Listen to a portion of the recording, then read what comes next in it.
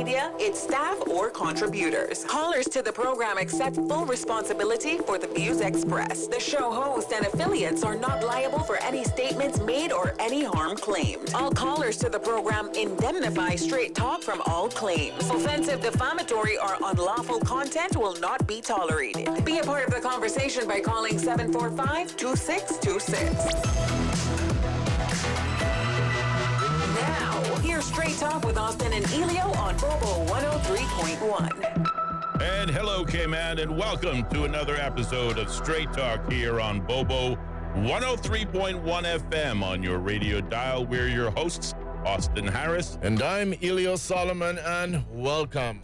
How are you today, Mr. Harris? I am very good, Mr. Solomon. Today was a good Wednesday, middle of the week, hump day, so to speak. Hump day. That's right. How about you? We have to say it slowly, because hump day starts to sound like humpty. Humpty day? Like humpty. Either way, the hump is in it. But yeah, no, my day was pretty good, pretty productive. I do have an annoyance, though. Oh, really? But I don't know if I should start it off. Your skin? I don't know if we should start it off that way. Let's start with good news. Yeah, let's start with the good news first, and then just before we go off to the break and move on to the 5 o'clock hour, you can, maybe share that then. Yeah. Yeah, good. So we don't break our little Great streak. idea. All right, fantastic. Well, good evening, K-Man, and welcome to another episode of Straight Talk here on Bobo 103.1 FM on your radio dial and simulcasting live over YouTube, Instagram, and Facebook. The key search words, if you haven't already added it to your favorites, is Straight Talk Radio Show. If you're looking for us either on Facebook or Instagram or also YouTube. On Facebook, we are streaming live on our own page, as well as we continue to stream live on the ACT Cruise Tourism page. You can reach out to us and be a part of the conversation by dialing 745-2626 or taking advantage of our version of the 1-800 line by calling our WhatsApp number. That number, 928-2562. And as always, from there, you can share either a WhatsApp audio note or a traditional WhatsApp text message. Coming up today at 5 o'clock, as promised, we will be engaging the conversation, moving away from the airport's redevelopment project that we've been banging away at just for a couple of days, just for a while. But I was glad to see, and I think you noted, and I guess we put it in the good news category, that yesterday's public meeting that was held at the Owen Roberts International Airport appeared to be well attended. Obviously, we didn't attend, being in studios for the lion's share of that meeting. This is true. But by all indication, it was well attended. Hopefully, a bit later on today, if anyone certainly who was there may choose to offer up some commentary on what they learned or some facts or details that might be shared. Otherwise, it might be crickets again, as was identified yesterday. We got to save that sound clip so it can be available on demand. Yeah, you're right. But coming up at 5 o'clock, we will be re-engaging the subject of the proposed civil service term limits that was announced last week by the Honorable Premier and Deputy Governor. In studios with us at 5 o'clock, we will be hosting the distinguished gentleman. None other than Mr. Nick Joseph, who obviously is an outspoken and regular commentator to all things Caymanian, with things that are in the press and certainly in the public domain. And recently he was quoted in the media, amongst others, sharing some of his opinions on this new term limit policy. He will be our guest in person this evening, coming up at 5 o'clock, sharing his views live with us here on Straight Talk. And, of course, as always, encouraging the listeners to tune in, be a part of the conversation, but also join in. Certainly if something strikes a nerve or piques your interest, and give us a call at 745-2626. But as my colleague insisted, as we always try to do at the beginning of every show, we try to begin with a bit of good news before we get on with the issues of the day, which not necessarily represent bad news, but certainly don't fall in the happy, giggly category. So with the good news, and we start in sport. We see in the headlines this week, Cayman footballer making his mark in the United States. From the backyard football and being trained by his older brother at age 5, Tyler Beckford continues to rise in the sport of football, the one soccer, at the collegiate level. Beckford is a freshman at Heston College, located about 36 miles north of Wichita, Kansas, and began his university studies in the United States late last year and plays for the Heston football team. He has led his college team with 10 goals this past season and earned a spot on the All-Kansas Jayhawk Community College Conference first team. To add to this successful streak, Beckford was also recently selected to play for the Inter-Wichita Football Club, which is a semi-pro team in the United States Premier Football or Soccer League, as it is called properly in the United States.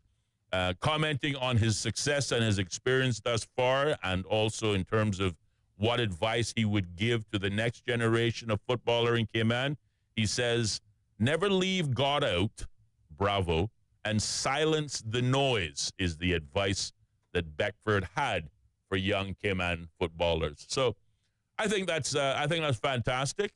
Certainly we want to continue to Great advice. Celebrate our young Caymanians and their achievements. As we say on this program, we like to celebrate greatness, and we also want to encourage it to go from one height to the next height. And like we do with swimming and Jordan Crooks, now we can certainly continue to add soccer or football to that list of accolades. Of course, we will remember the achievements of Gunnar Studenhoft that we talked about several weeks ago in terms of his achievements, I believe, over there in the United Kingdom.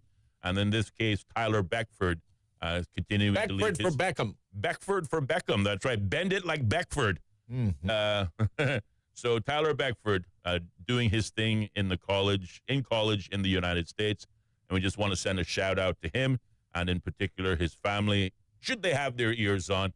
If you know Tyler Beckford, if you know the family, certainly if you have any contact numbers for them, then maybe now is a good opportunity to reach out and just say, I heard about Tyler. I heard about how well he's doing. Congratulations. Congrats. Well done, Mom and Dad.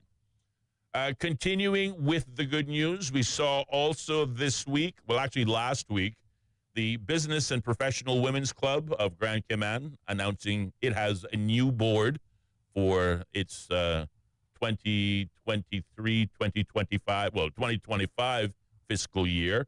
The Business and Professional Women's Club announced a new executive board for the 2025 through to 2027 term. So it's obviously a 2-year board at its annual general meeting held on the 21st of May at the Georgetown Yacht Club. The new board consists of Dorothy David, Maureen Nabby, Sharina Hansen, Andrea Williams, Diana Cressian, I think, Cheryl Miles, Jennifer Kerr, and Alana Warwick Smith. The organization's accomplishments during the 2023 to 2025 fiscal years included, amongst other things, another subject that we hearkened on and talked about in some detail, and that was the successful tabling of both the anti-stalking and, in particular, the sexual harassment legislation. The Business and Professional Women's Club have the distinct honor of having championed these two bits of legislation for the better part of 25 years, 24 years in particular. And I think it's encouraging to see both of those moving on to become formal legislation on the books here in the Cayman Islands. Incoming President Andrea Williams reflected on the importance of the organization's trajectory as it approaches a major milestone, saying, and I quote, "As we prepare to celebrate the Business and Professional Women's Club of Grand Cayman's 50th anniversary, which will be celebrated in 2026, our focus is clear.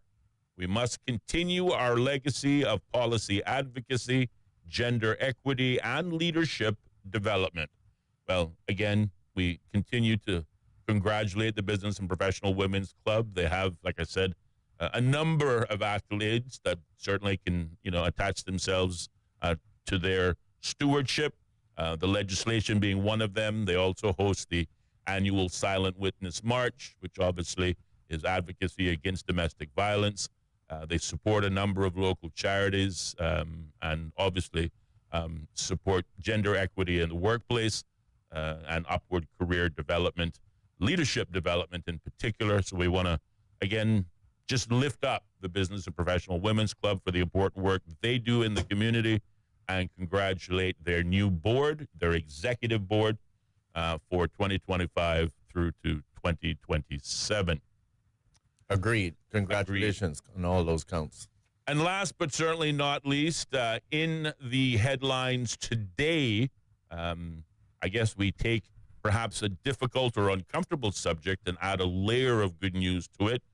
We see in today's headlines that the United Kingdom has delivered $1 million in support of a new anti-crime marine radar, which is part of a package of measures that seeks to disrupt the trafficking of both guns and drugs into the Cayman Islands. The article reads, and I quote, a $1 million pledge by the UK government to improve Cayman's radar surveillance and combat trafficking has been received, along with associated funding, the governor's office confirmed. The Marine Domain Awareness Radar System will assist Cayman efforts to detect smuggling operations like low-lying, low-profile canoes and other vessels that may be trafficking guns and drugs through the region. Louise Fox, policy advisor of the governor's office, said, due to the sensitive nature of the equipment and its use, no further information can be shared at this time. However, alongside firearms tracking, UK government analysis has found that transnational narcotics trafficking is one of the most dangerous forms of organized crimes across the Caribbean region and is linked to corruption and high rates of serious violence and homicide. The planned radar improvements now underway come alongside efforts to bolster regional cooperation against crime networks. So it is good news, and I want to also congratulate and thank the governor's office, and in particular the United Kingdom through, I'm trying to remember the name of the organization or group. I can see their office in the United Kingdom in my head. I think when we celebrated a particular milestone in Cayman history, an event was held at that location. I want to say it's the Commonwealth Building, but that doesn't sound quite right. It's a big white building, spectacular, really, wonderful courtyard. I remember the government going over, the Swanky Kitchen Band going over. Mm-hmm. I really am struggling to remember what happened there. I'm trying to remember the specific event that we were celebrating, but it eludes me at the moment. But maybe someone in the listening audience will assist my endeavors to remember and will share details with us so we can obviously complete this conversation. I think this is a step in the right direction. I will say, and again, respecting the sensitive nature of the subject, not say too much.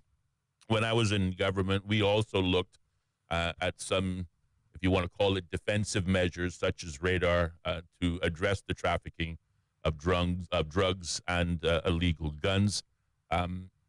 Not to, again, pour cold water on the initiative. You know, every dollar counts, and in this case, you know, $1 million here, $1 million there that doesn't have to come out of the taxpayer's purse is always welcome.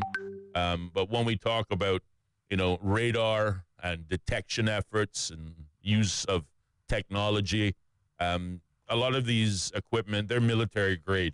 And that means they carry a very hefty price tag. So it would be interesting to see whether come budget time, whether or not more details are certainly shared in terms of what the taxpayers' contribution will be to these otherwise border security measures and or equipment. But if it was anything like some of the products, if you will, the devices that were proposed when I was in office, we can certainly expect it to carry a significantly high price tag. But again, and you're trying to say maybe $1 million doesn't cut it? Well, really, $1 million is a drop in the bucket, frankly. Again, I don't know specifically what this current Marine radar and anti-crime efforts now. Maybe it's a little, 2025, maybe it's I a left in very 2021. small one. But I suspect it's along the same lines of what was presented to the caucus at that time. And really, $1 million is a drop in the bucket. It really doesn't even scratch the surface, frankly. But again, that's assuming a whole lot of things. So we don't know what the equipment involves, but when we talk about border protection, again, I suppose we have to balance it out. I mean, if we recognize the threat of drugs and illegal guns and its impact on our society, if we're going to be serious or get serious about border protection in the Cayman Islands, then sometimes the price tag may be considered negligible when we're, consider it in the context of protecting our citizens from any undue harm. But the war on crime, as we see in the ongoing increasing RCIPS budget, is expensive. Let's call it what it is.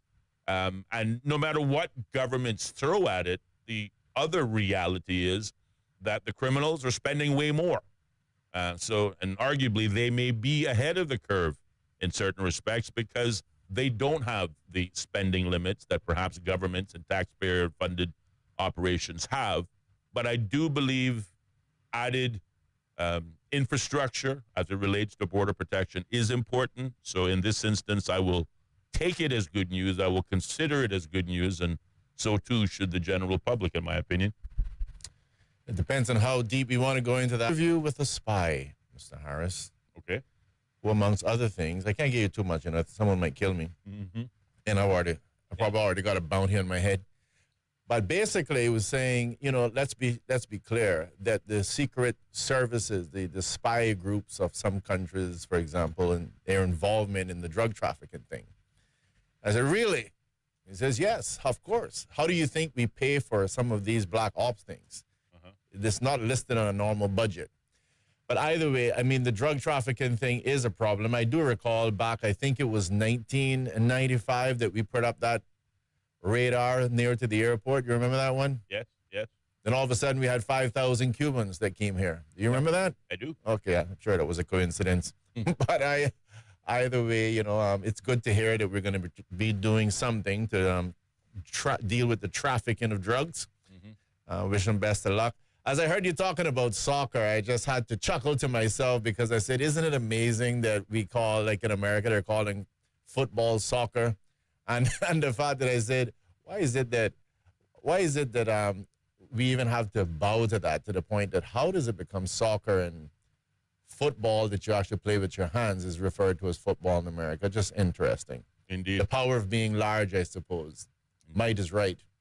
I remember the location that popped into my mind at a specific celebration. White building in the UK. It was the Foreign and Commonwealth Office in the United Kingdom, and it was the location of the 60th anniversary or celebration of the Cayman Coat of Arms that took place in 2018. I see. And, of course, the government that I was a part of sent a delegation to the United Kingdom during that auspicious occasion, and the events took place there in the foyer, I guess you would call it, or perhaps not the foyer, but they have, it's obviously a 4-wall building, but in the center, the atrium, I suspect, is open, right, and you can see it from whatever floor you're on. But it's really fantastic, really iconic building, certainly an old building, but that is in fact the location that took place for the Coat of Arms celebration back in 2018. All right. So the old ticker still has it. I told you it'd come to you, Austin. Don't worry about it. You're right. When you're right, you're right. When if you just stress it, it just gets clogged up there somewhere. That's right. Just let it go. That's right. Flow on to something else. Before you know it, you're right back there where you want it to be. Indeed. Well, that covers the good news for today. And again, whether you're a football fan and you support Tyler Beckford, whether you're obviously interested in efforts to protect border security, or if you are supportive and certainly, promote the Business and Professional Women's Club, that's your good news for today, Wednesday, the 28th of May. Now, you had an issue, something that as you say, stuck in your craw, got under your skin today. This probably needs about 20 minutes to ventilate it, which I don't Get have. it off your chest. And even the fact that Just to getting it off start your it. chest will make you feel better. Just to start it. Go ahead. How much time do I have? You have 6 minutes. No, honestly, again, I'm not going to call the institution, but let's just be clear about this. So I have several different bank accounts. I think it's a right to have more than one bank account. Yeah. So anyway, you go to the bank, it's already like clogged, constipated with all of the paperwork and stuff that you have to fill out, right? Yep. Long are gone the days that you could just, put $1 under your mattress or just walk into the bank and deposit $500. Now you got to produce your source of funds and get it checked and signed and notarized and a million different things. So either way, and again, this is, I believe, in compliance with the AML or the anti-money laundering and CFC and a myriad of different little TLAs. But what bothers me is you go to draw a little bit of money from your account, and you're not allowed to draw the money from your account. Now, bear in mind that you've already put it in. Right. So which means and let's just pretend for a moment. Let's just pretend you've put the money in, and it was 3 months, 6 months, day, whatever it is, and now you go to draw the money out. But you're not being allowed to draw the money out, Mr. Harris. You're being again asked for the source of funds to draw the funds out. That doesn't make sense to me. I know. Somebody needs to call me in on this. Yes. Right? That's all I'm saying here. It's just not making sense. And what bothers me is why are we as citizens sitting here and tolerating this stuff? I mean, is this my money or something? Or is this your money? Did I work for this? And it's not like you're trying to withdraw $100,000, right? Which you and I don't have when I checked last, Mr. Harris. No. Just for clarity. Just to be clear. Because there are rumors abound. Well, let me clearly satisfy those rumors by sharing a little bit of fact. Nothing to go so. Nothing to go so. No. No, but I heard it. I heard some rumors about me. So either way, just for clarity, I wasn't withdrawing 100,000.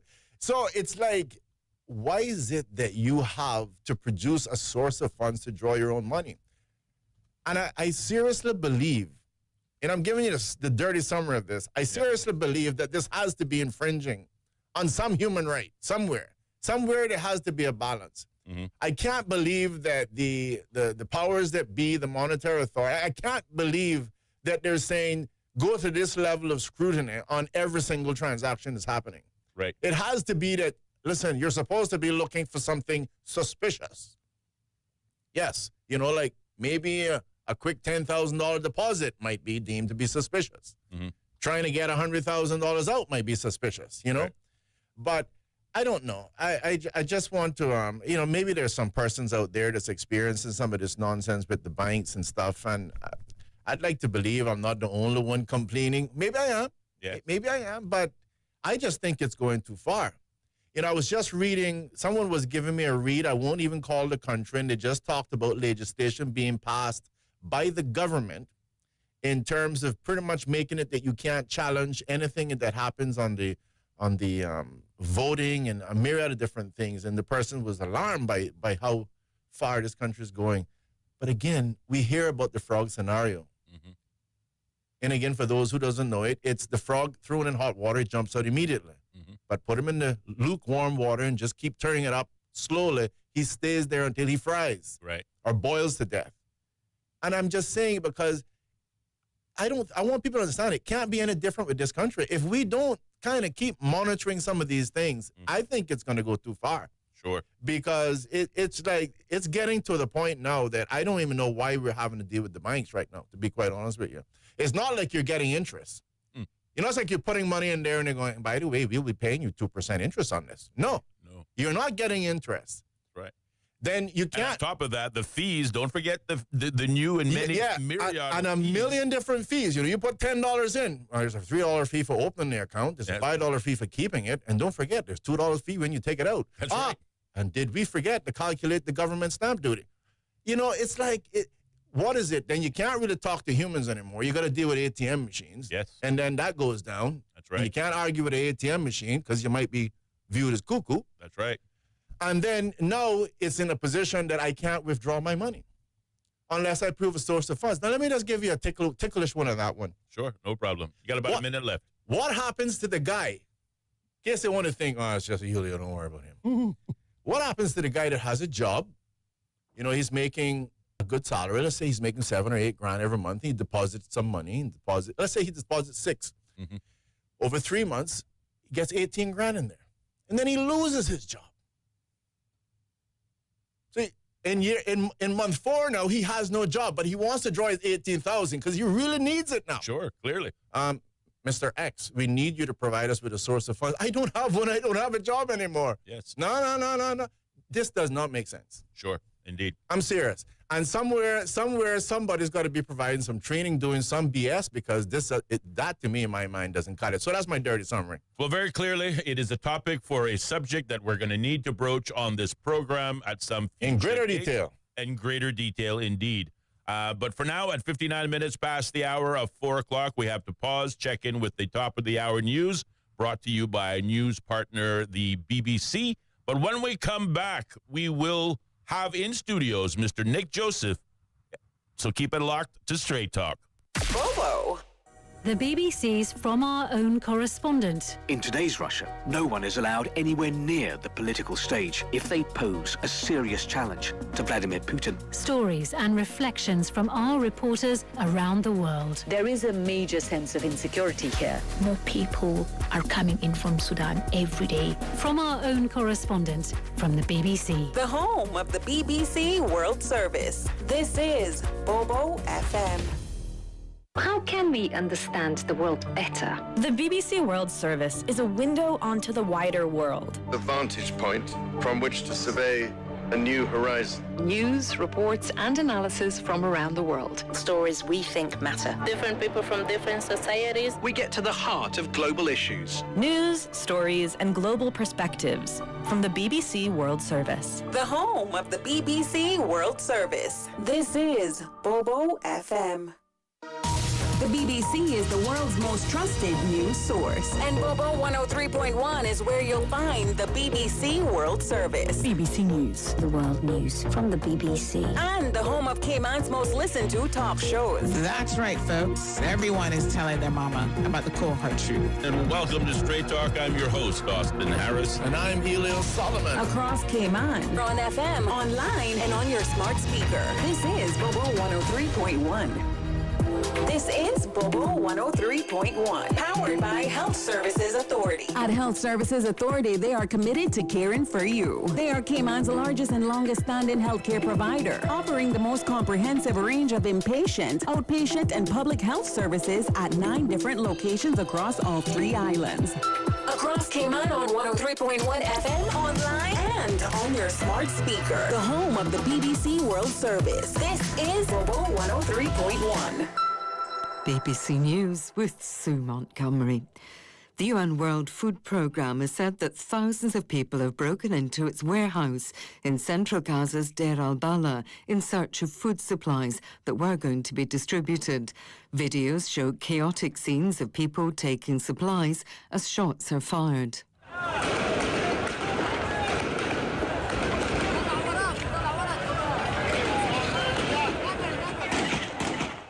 At least 4 people are reported dead. 2 are said to have been crushed. In a statement, the WFP called for an immediate scaling up of food aid. In New York, the UN Security Council has heard testimonies of worsening violence and destruction in Gaza. A senior UN official and an American surgeon who has recently worked in the territory described starving families coming under constant fire by Israeli airstrikes. Israel's representative said the council had become a megaphone for anti-Semitic hatred. The United States expressed support for Israel, saying Hamas must disarm, leave Gaza and be defeated. Donald Trump has made it clear he intends to set a time frame for the Russian president to commit to a truce in Ukraine. Addressing the press, he warned that should the Russian president continue to stall, his response would change. Our State Department correspondent Tom Bateman reports from Washington. President Trump appeared to put a deadline in front of Vladimir Putin, saying if the Russian leader was still stringing him along in 2 weeks, he would respond differently. Whether this meant imposing new sanctions on Moscow, Mr. Trump didn't say, but he has previously not delivered on similar threats. He added this time he also didn't want to do that if it would screw up a deal. In the face of Russia's recalcitrance, Mr. Trump has frequently softened his demands, having moved from his original call for an immediate 30-day ceasefire to more recently demanding a summit with Mr. Putin to get what he says would be a breakthrough. The US Vice President J.D. Vance has told an audience of cryptocurrency investors that the Trump administration is committed to the industry. Mr. Vance was speaking at a Bitcoin conference in Las Vegas. Our correspondent Lily Jamali has more details. Vice President Vance told the audience of Bitcoin aficionados that in President Trump, cryptocurrency boosters finally had a champion in the White House. He urged them to remain politically engaged. Mr. Trump headlined the same conference last year when he vowed to become the crypto president. He has since vastly expanded his own holdings in the industry. That includes launching a Trump meme coin, which critics have called an avenue for corruption. On Wednesday, Vice President Vance briefly quipped sarcastically that he wasn't trying to juice his own meme coins. World News from the BBC. The U.S. Secretary of State Marco Rubio has said Washington will impose visa restrictions on foreign nationals it deems to be censoring Americans, suggesting this could apply to officials who regulate U.S. technology firms. The restrictions have been encouraged by several Trump allies. At least 8 Mexican soldiers have been killed by a landmine explosion during an operation against drug cartels in the western state of Michoacán. The Mexican army said the group had been deployed to restore order in an area in dispute between two powerful criminal gangs.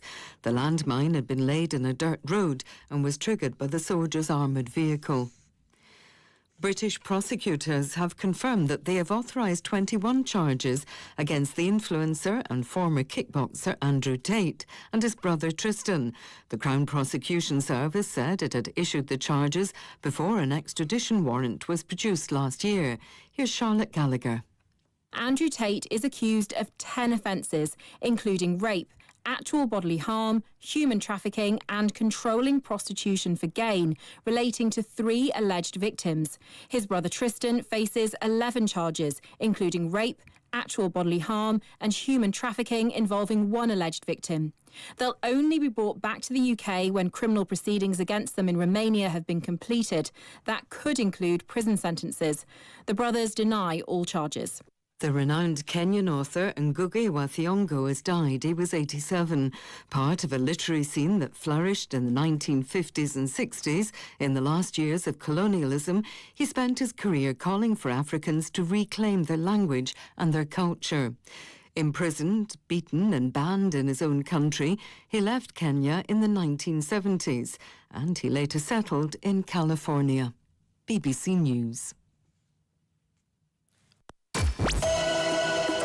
Opinions expressed on Straight Talk with Austin and Ellio do not necessarily reflect or represent the views of Stingray Media, its staff, or contributors. Callers to the program accept full responsibility for the views expressed. The show host and affiliates are not liable for any statements made or any harm claimed. All callers to the program indemnify Straight Talk from all claims. Offensive, defamatory, or unlawful content will not be tolerated. Be a part of the conversation by calling 745-2626.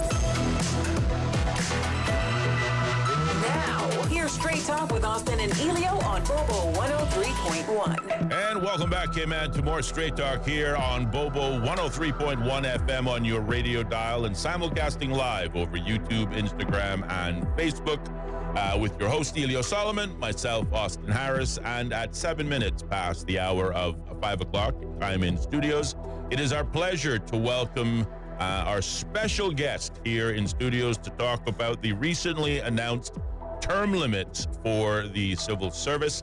It is our pleasure to welcome our distinguished guest, Mr. Nick Joseph, who is an immigration lawyer and has been doing that for over 25 years.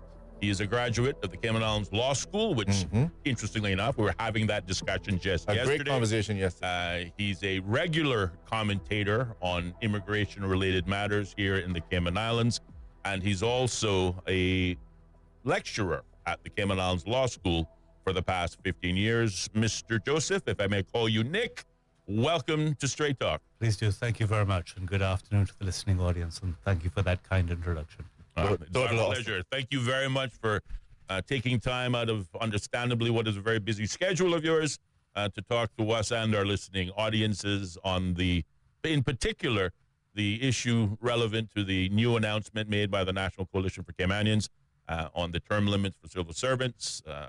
Potentially, that conversation may also delve into the wider issue of immigration reform. And of course, those two issues are all relevant to opportunities that impact Caymanians, and these are subjects. If anyone certainly knows Nick Joseph, or if you're learning of him for the first time, these are all subjects that you have spoken of and arguably lectured on for the majority of your career. So we'll call you our in-house expert, for lack of a better word. All right? Thank you. Excellent. Well, let's get started. Last Thursday, the National Coalition for Caymanian Government, in conjunction with the Deputy Governor, the Honorable Franz Manderson, announced that after years of political discussions about introducing term limits for expatriate civil servants, just 3 weeks after taking office and within their first 100 days, the government has approved drafting instructions to change immigration legislation to introduce a rollover policy for government workers. The policy is expected to commence on January 1st next year. Presumably, obviously, we'll use the next 8 months to not only draft legislation, but take that legislation to Parliament and give authority to this new policy. But it goes further than the rollover in the private sector, which has existed for some time, in that it will require civil servants to take a 2-year break as opposed to a 1-year break in the private sector before they can begin working with the Cayman Islands government again. Mr. Joseph, you are quoted in the media as being supportive in general of the new policy, but added in your opinion, and I believe it was an article just this week, if not at the end of last week, that the policy, whilst you are in agreement, you believe the policy itself doesn't go far enough. So maybe we can start there with a general overview of your thoughts of this introduction and perhaps answering the question why you think it doesn't go far enough. Absolutely, and thank you for that introduction. We have always had to grapple with immigration in the Cayman Islands. We are a place that I think is absolutely wondrous in the world. The Caymanian people have a unique culture, a unique way of welcoming people, a unique way of understanding assimilation and bringing people into our community. We are blessed with a beautiful environment, a wonderful climate, and yes, certain fiscal benefits for being here, and a vibrant economy, in part driven by immigration. This acts as a magnet that attracts people here. And we have struggled since 1971, when the Honorable Benson E. Banks introduced the Caymanian Protection Act, the Caymanian Protection Law as it was called then, into to the Legislative Assembly, and was very much focused on preserving the way of life of these islands and the people of these islands. And I, as a law student, of course, studied that, paid close attention to that, and have always endeavored to follow that framework in the approach to the interpretation of legislation in the Cayman Islands.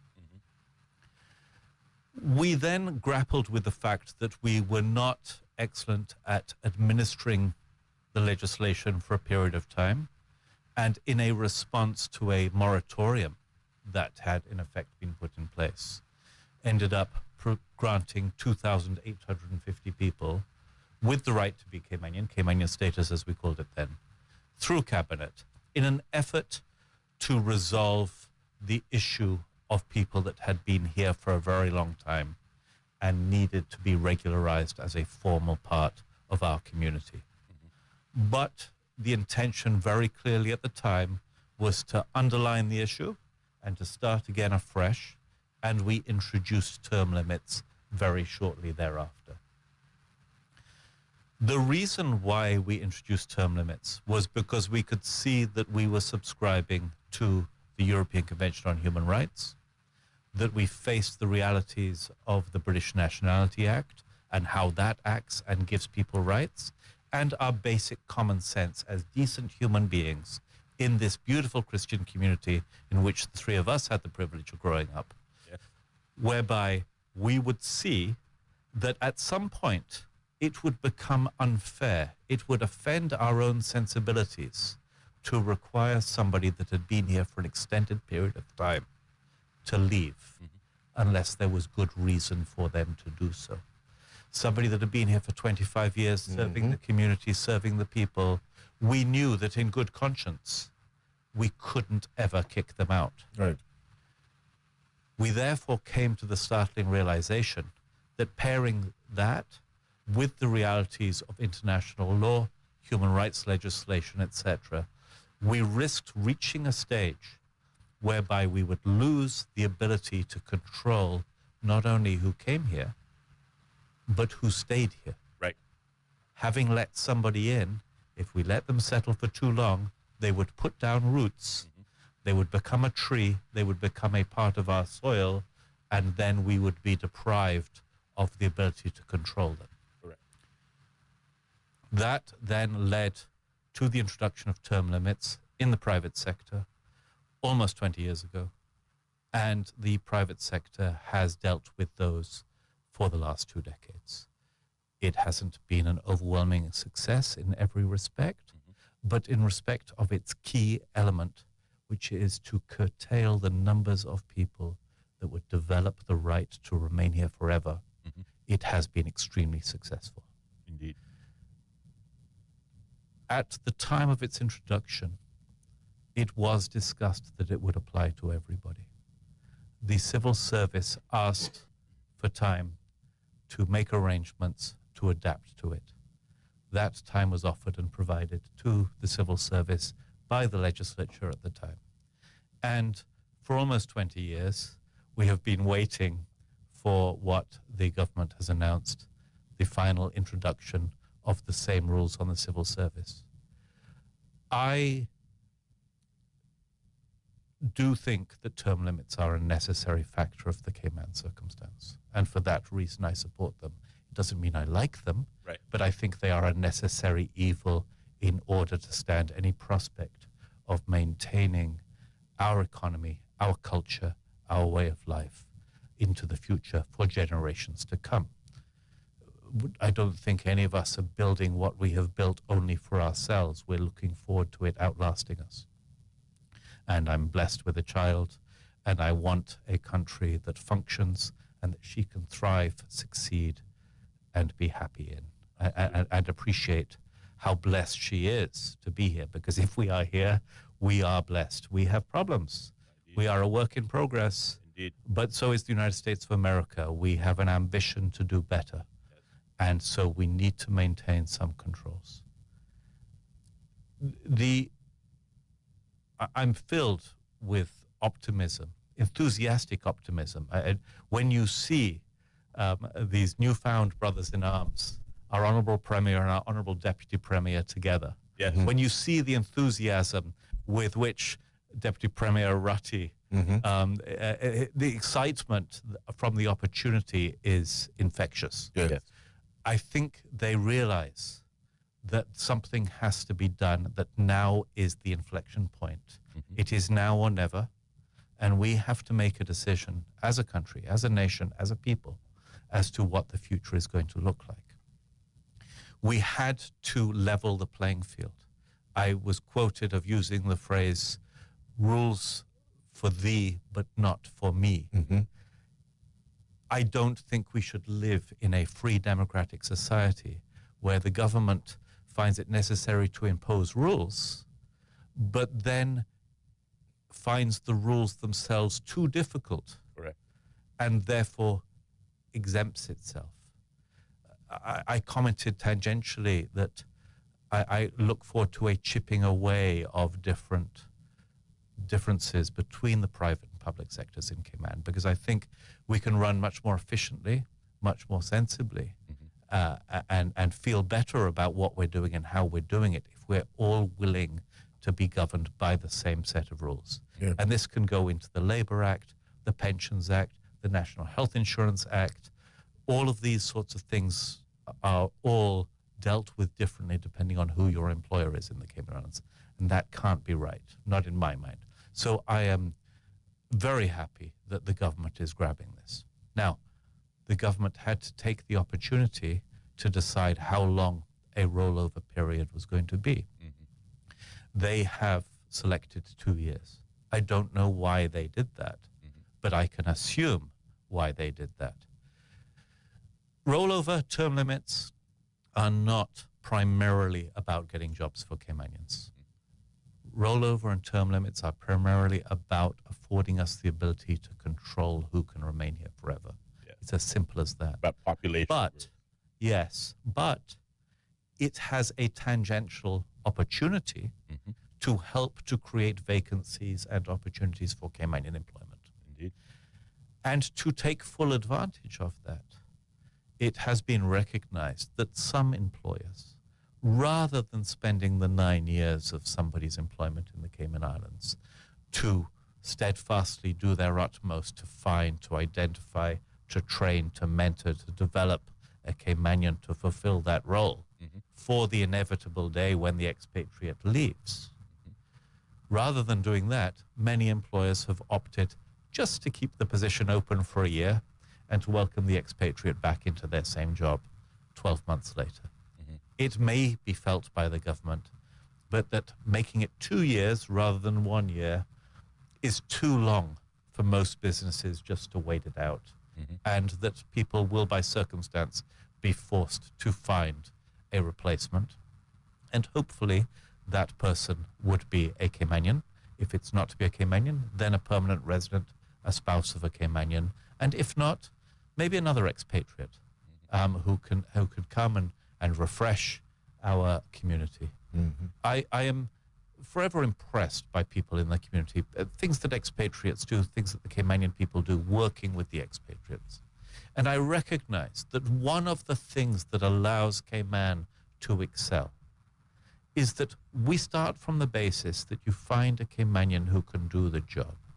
And if you can't find a Caymanian to do the job, you can go to the four corners of the earth to find the best person available to do the job. We're not limited to somebody in the adjoining county, in the adjoining town, in our region. We can go to the four corners of the world, and we have done that with great effect to raise our productivity and, importantly, the opportunities for Caymanians to develop skills. And it is opening those opportunities, making sure that those opportunities are really there and can make a difference for the people of the Cayman Islands, that I think is key to this whole conversation. So if I could just jump in really quickly, you talked about the 2-year break and the fact that that is possibly going to force a transition, whether it's going to be someone locally or even if they have to bring in another expatriate, but it's going to force that about. But you didn't state this expressly, but you seem to be implying that what's going to happen in government with that 2-year break, you also think is going to actually happen in the private sector. I think it is inevitable. I think reading between the lines and starting from the basic principles of fairness, if we are going to have an equal rules for everybody, then it's equal rules for everybody. There seems to me to be no rational reason to enforce a 2-year break on a hardworking civil servant, but not to do the same to a hardworking member of the private sector. And of course, we have to recognize that these 2-year breaks, in fact, are not forced on anybody. Everybody has the right to apply for permanent residence under the point system once they've been in the Cayman Islands for 8 years. Yes. And that point system is not as onerous as people believe it to be. And I have often been quoted, perhaps not this publicly, as saying that rarely are people rolled over. They roll themselves over. They make a conscious choice. If you have decided after 2 or 3 years in the Cayman Islands that you would like to stay here for the rest of your life, it is perfectly within reach for 95% of people to prepare themselves in a manner to attain enough points under our current PR system to get PR. And we do have this reality that large numbers of government workers have been here for more than 8 or 9 years. They have not yet elected to apply for permanent residence. They are, of course, free to do so. In fact, in many respects, they are encouraged to do so. Indeed, the fees that a government worker has to pay in connection with the application is very different from that which may be payable from a private sector worker. Yeah. Just the way. Once again, another bubble. Well, another bubble. And so this whole issue of immigration reform can't exist in a silo. This can't simply be about term limits. We do have to look about the entire path, how you get a work permit, how long you get the work permit for, why you get the work permit, why are these expectations on you, when are you going to have to apply for PR should you choose to do so, when are you going to have to leave if you are unsuccessful or choose not to apply for PR, how long are you going to go for? But for those that do succeed and go to the next steps, we have to look also not just at Cayman law, but the law that governs our citizenship, that of the British Nationality Act. That affords people passports. Right. And once you have the passport, it becomes a whole bunch more complicated to say to somebody, this isn't your home, you're not welcome here. Yes, yes. And I want to touch on that, but if we can perhaps approach it in somewhat of a chronological order. Drawing from what you just stated, and again, I think it's very eloquently put. You also added this in recent media commentary where you said it's, basic fairness demands that we implement and maintain rules that are appropriate, proportionate, and can be applied fairly and consistently across all the boards. Certainly drawing the inference that the rules in the private sector should be matched by rules in the civil service. Therefore, the term limit policy is a step in the right direction. But you also recognize that not everyone that comes here wants to stay here forever. Good point. However, there is a growing number of persons who arrive at this decision. Maybe when they get here, they decide they're not going to stay here forever. But after a while, the Cayman Islands is that sweetness you talk place. It really is the best place in the world, frankly. And if you have a choice, whether you stay here or perhaps cope with snow or taxes or other inconveniences, certainly you want to remain here. So we see a growing number of persons choosing to stay here. And this is one of the concerns we have, and I thank you for raising the British Nationality Act, but one of the fears that we have is that because this policy won't commence until next year, and when it does, certainly it will have an 8 or 9.5 year window before persons are rolled over, but it takes into consideration those who have been here already. So arguably, there is a potential that we may see a mass PR grant similar to the mass Cayman status grants that we saw back in 2001. And if that occurs, then obviously that minimizes the meaningful nature of the legislation or the policy in the first place. Your thoughts? You've described my concern perfectly. We have wonderful people. I don't mean to deride any civil servant. They are an incredible bunch of people, sometimes working in the most difficult circumstances. And they are deserving of respect and absolutely fair treatment. But I ask you openly, as Caymanians, as ambassadors for what we describe as Caymanianness of our way of life, do you think it appropriate in 9.5 years' time to tell somebody who today has already been here for 15 years, thank you for your service, you must go? I'm confident that none of us would have that conversation. We would all be saying, boy, they taught me geography at school. They're a nice person. They helped me be who I am. They must be allowed to stay. Right.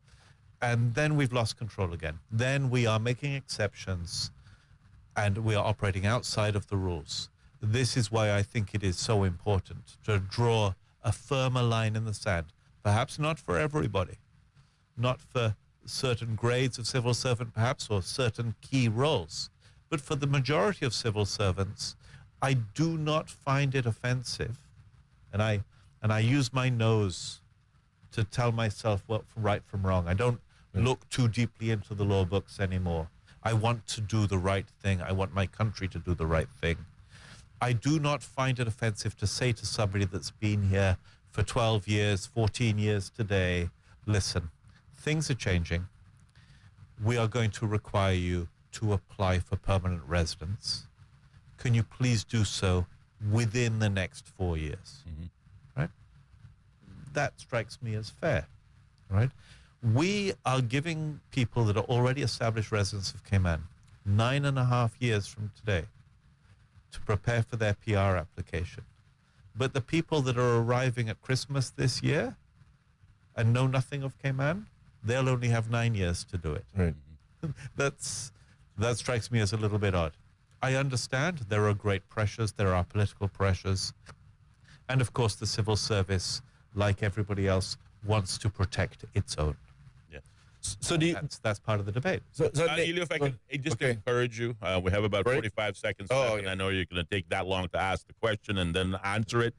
We do have to pause and take a short commercial break at 28 minutes past the hour of 5 o'clock. But our guest in studios, immigration lawyer, immigration commentator, helping us to perhaps decipher the policy of term limits for the civil servants. Nick Joseph is our guest in studios. We do have to pause, however, take a short commercial break. The phone lines are open and will be open at some point as we get a bit further on in our discussion. But when we come back, we want to talk about some of the areas of concern, things like the British Nationality Act and others. But keep it locked. There'll be more Straight Talk next.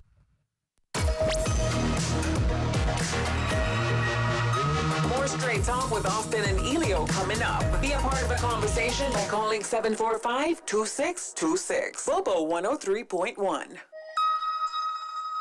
When it comes to weekly meal prep, I trust Kirk Market to provide the best value for quality proteins. The butchers at Kirk Market are super helpful. They always slice my steaks perfectly. Kirk Market has everything I need for healthy and flavorful protein-packed meals. From lean cuts of CAB choice beef, tender CAB prime beef, the juiciest pork, and all-natural hormone-free poultry, to their seafood section with everything from fresh local snapper to omega-3 rich salmon. I choose Kirk Market for the highest quality proteins to support my healthy lifestyle. Kirk Market. Eat well, live well, and discover a world of choice. Shirts, pants, or linens. When you want them clean, just drop them off at Island Cleaners. Island Cleaners is a full-service dry cleaner, meaning you name it, they clean it. Professional shirt service, fluff and fold laundry, and more. Even drape and area rug cleaning and alterations, from quick hem jobs to resizing dresses. Island Cleaners, your one stop for everything clean. Artco Drive off Shedden Road. Ask about VIP and prepaid discounts.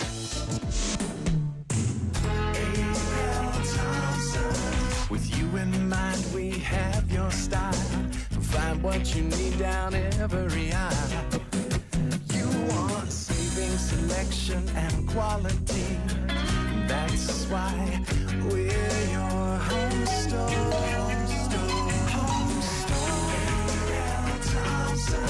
The way to make a home. The way to make a home. Drinking water is vital to our health. At Cayman Water, we use reverse osmosis desalination to ensure safe drinking water. A semi-permeable membrane allows fresh water to pass through, blocking out contaminants. Then, we finish with a post-treatment process and conduct frequent extensive testing to ensure that you get healthy drinking water with an average pH of 7.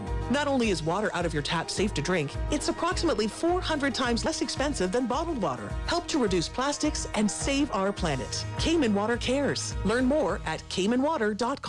At Price Right, spending less on everyday products is easy. Spend less on office supplies, tools, and automotive products. Spend less on groceries, fresh produce, and meat. Spend less on electronics, TVs, and speakers. Spend less on home furnishings, beauty products, and apparel. At Price Right, we believe you can live better for less. To start saving, visit us at the Airport Center in Georgetown or at Republic's Plaza in West Bay. For more info, visit priceright.ky.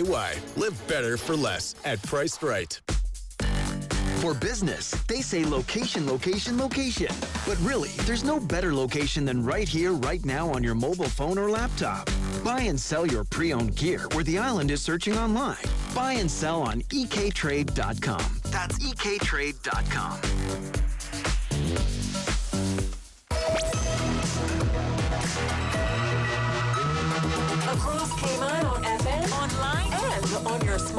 future. This is Bobo 103.1, powered by Health Services Authority, committed to caring for you.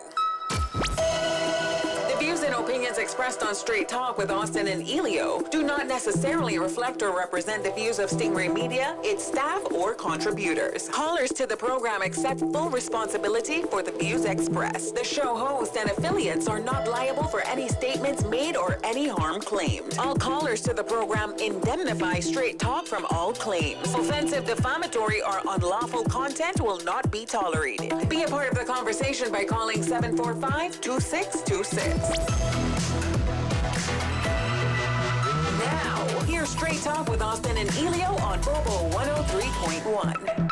And welcome back, man, to more Straight Talk here on Bobo 103.1 FM as we continue our discussion on the new term limit policy, better known as rollover policy, that was introduced just last week by the Honorable Premier and Honorable Deputy Governor, suggesting that we are going to create that balance in rules, both similar to what exists in the private sector, will now also apply in the public service, effective January 1st next year, with our guest in studios, Mr. Nick Joseph. Obviously, the phone lines are available, 745-2626, or, of course, you can reach out to us at our WhatsApp number, 928-2562.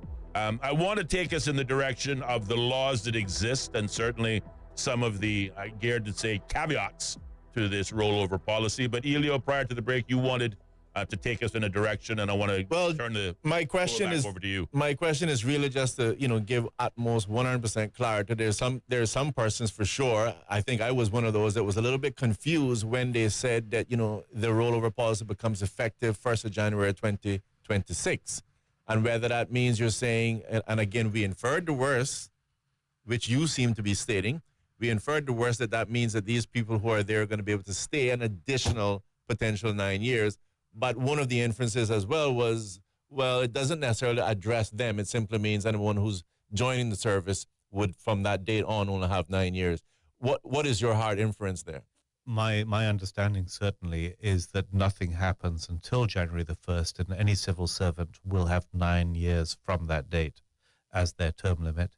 Of course, somebody that arrives after that date will have 9 years from the date of their arrival. So it's clear in your mind that even the existing persons that are there, regardless of how long, to your point, whether they're 15 years now, gets an additional 9 years. That's correct. Oh, wow. I would be delighted to be mistaken in that. Yeah. But that is what I am understanding the policy proposal is. I'll just ask one more thing, which is a very, an easy question to ask. I know you expressed with enthusiasm, how you looked at the infectious moves of the Premier as well as Mr. Ruddin. I share that. But you also talked about how this was supposed to happen 20 years ago in terms of actually the implementation of this rule. Do you think it's going to happen this time? I do think it's going to happen. I'm very confident it's going to happen. All right, there you go. On to you, Mr. Harris, with the other questions. Indeed. Obviously, where we left off at the last break were, I think, our mutual fears that whilst we agree wholeheartedly in the policy that was introduced, we believe it is fair and absolutely appropriate. It offers balance to what exists in private sector should exist in the public service. And again, the government really should lead by example in any event. So we all congratulate and praise the government for this action.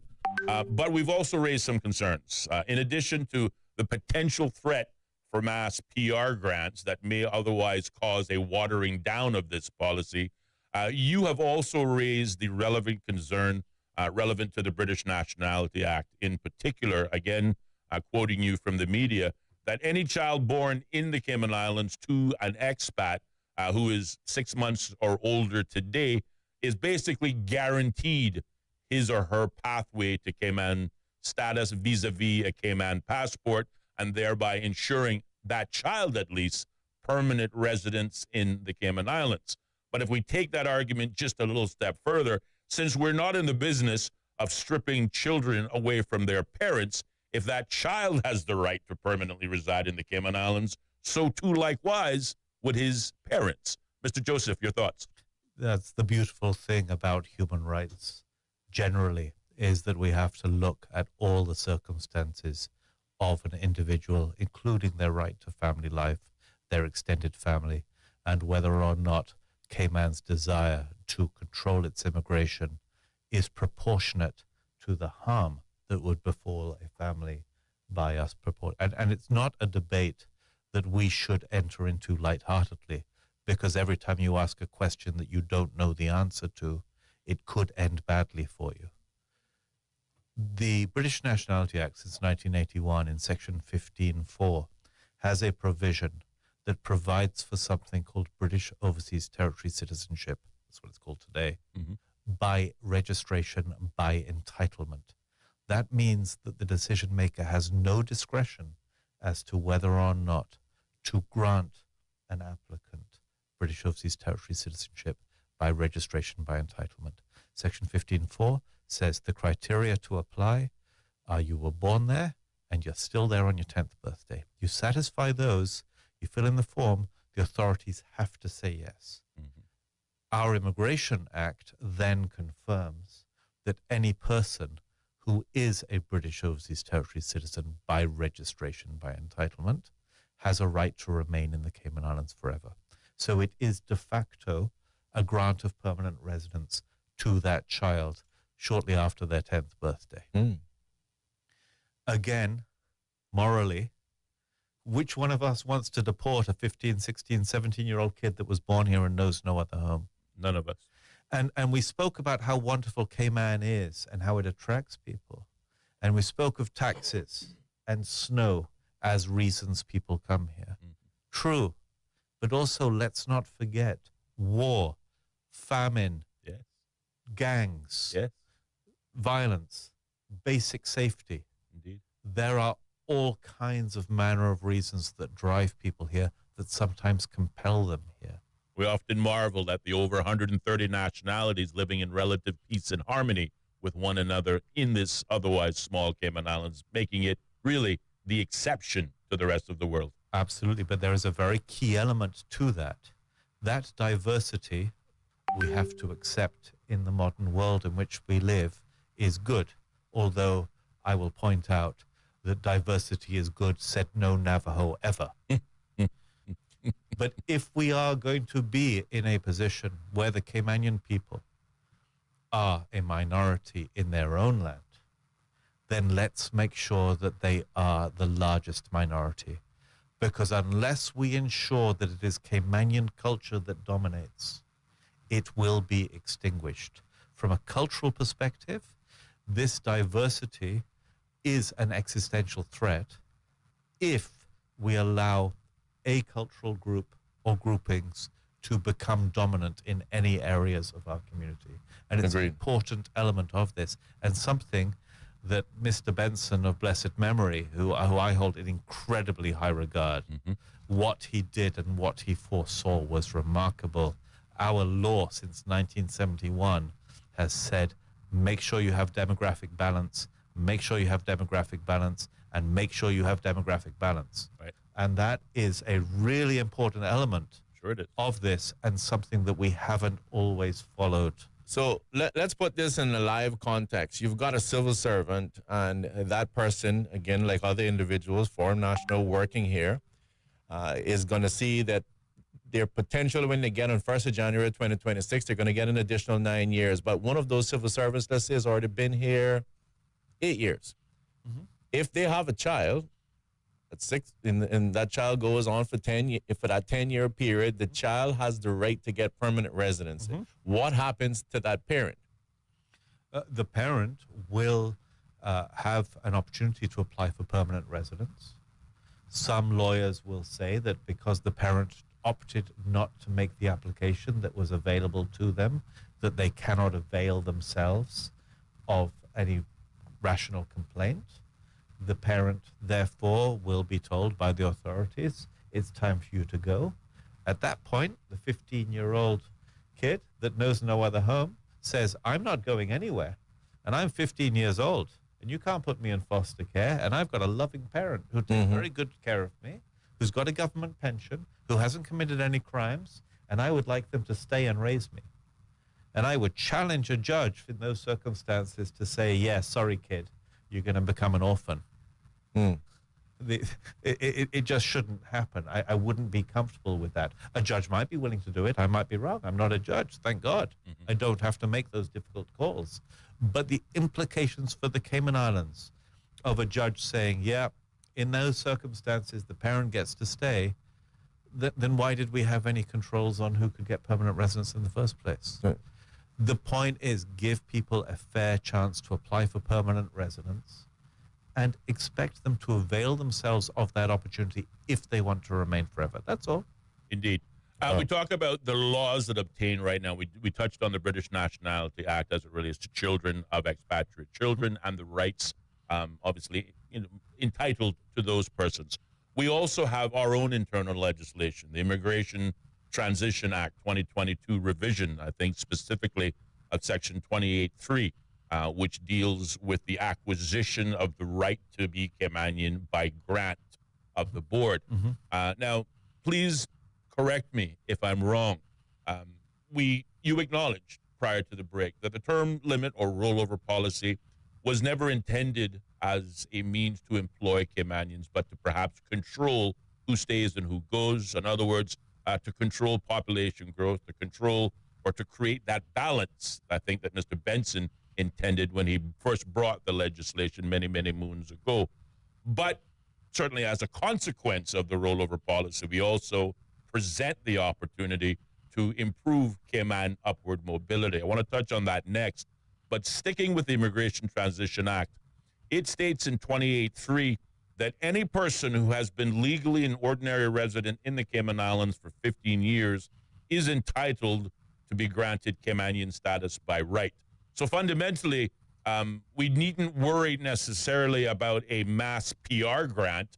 Those civil servants who may have been here, say, 6 years already, and then come January 1st, 2026, will have a further 9.5 years before they decide to, obviously, if they wish to apply for PR. But theoretically, in that same period, they will have acquired the 15 years that, according to our laws, says that they are entitled to be granted Caymanian status. Do you have some thoughts on that? Yes, there is actually a filter. It's not just 15 years. You have to be in the islands for at least 15 years and have been naturalized or registered as a British Overseas Territory citizen. Right. You have to go through the application process, which is quite an onerous one, vetted by the Deputy Governor, overseen by the FCO in the UK or the Home Secretary in the UK, to make sure that somebody has the attributes that make them worthy of becoming a British Overseas Territories citizen.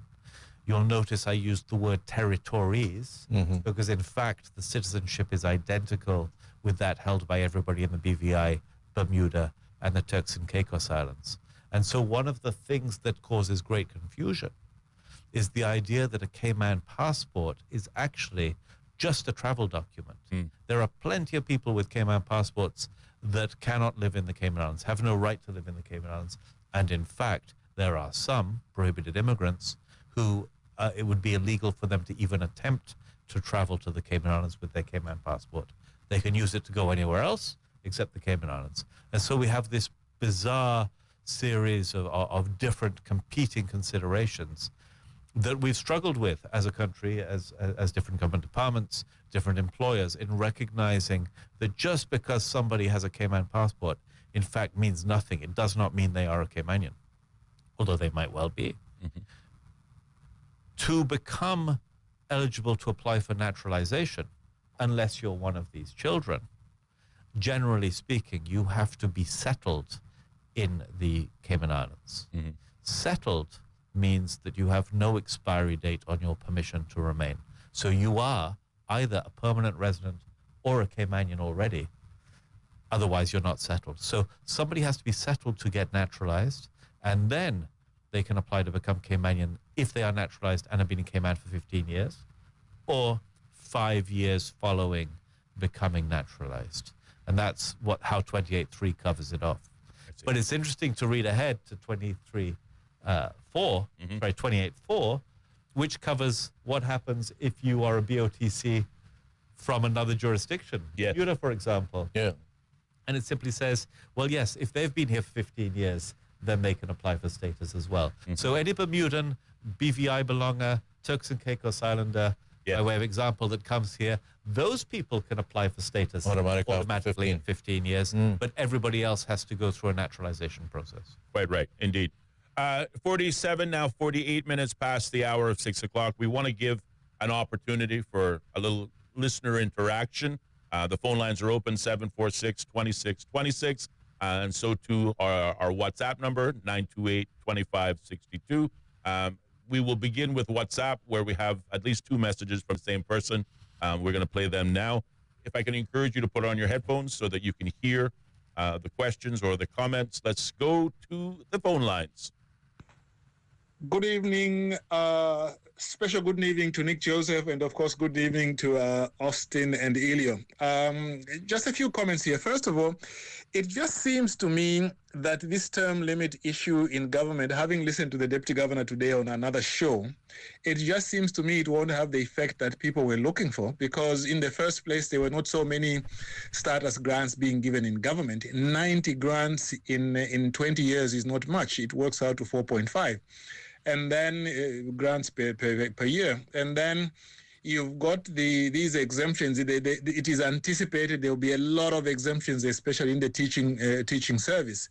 I proceed from the assumption that nobody is irreplaceable. But when you look at the two things together, I think it will have little effect, certainly in government. I also want to just comment on the exemption of the judiciary. I think that is totally wrong. They are saying, well, they want people there to have a long security of tenure.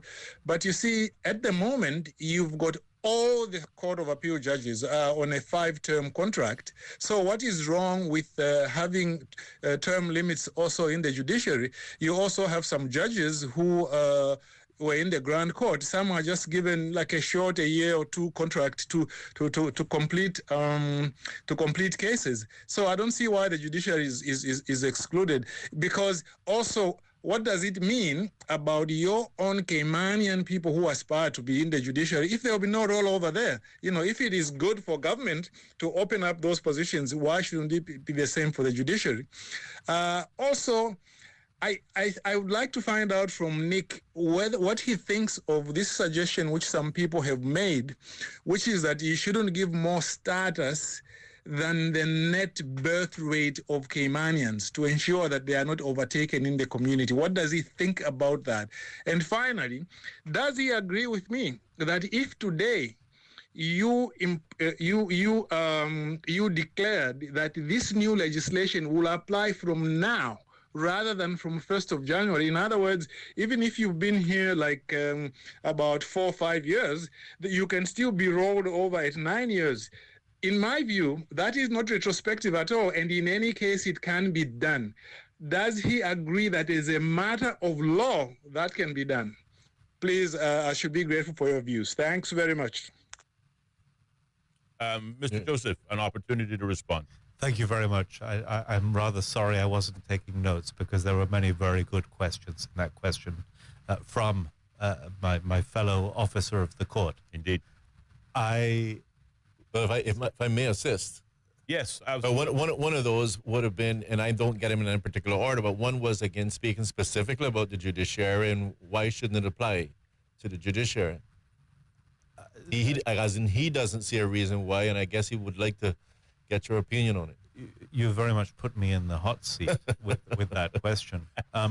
Okay, I can move that. I know, and his fraternity of colleagues might not necessarily approve of what's coming next, but we will. I do concur that we need to be very careful in our analysis of exemptions from rules and why they are there. And we have to also look at all of this in the context of actually, have we succeeded in advancing any Caymanians into the judiciary from the wonderful Truman Bodden Law School that we've had operating in this jurisdiction for many years, or indeed the Caymanians that have gone to equally excellent, or I would admit, better law schools elsewhere in the world. What has been the barrier to their advancement through the judiciary? Brilliant point. And so as part of the analysis, I think we do have to fairly consider that. He talks about the granting of status and that number exceeding the birth rate of the local population. I think specifically might have mentioned numbers like 1,500 status being granted. And then in addition to that, looking at the overall local population growth rate of 800, 600 of those being pretty much locals. And that becomes a problem. Your comments? I'm very fond of the gentleman that I believe, and it wasn't the caller, but I'm quite fond of the caller as well, but who has raised that issue, because he is a social commentator far better than I, and he is looking at things and has been fighting for the rights of people, whether it comes the right to defend oneself with a firearm, to possess a firearm responsibly, the use of medical marijuana, has become a key driver of elements of change in our society. And I am yet unsure of my response to that question. I do not like the idea of setting what amounts to, I know it's not arbitrary, but it will be perceived to be an arbitrary determination as to whether or not a particular individual is deserving of becoming Caymanian because of some number that is outside of that individual's control.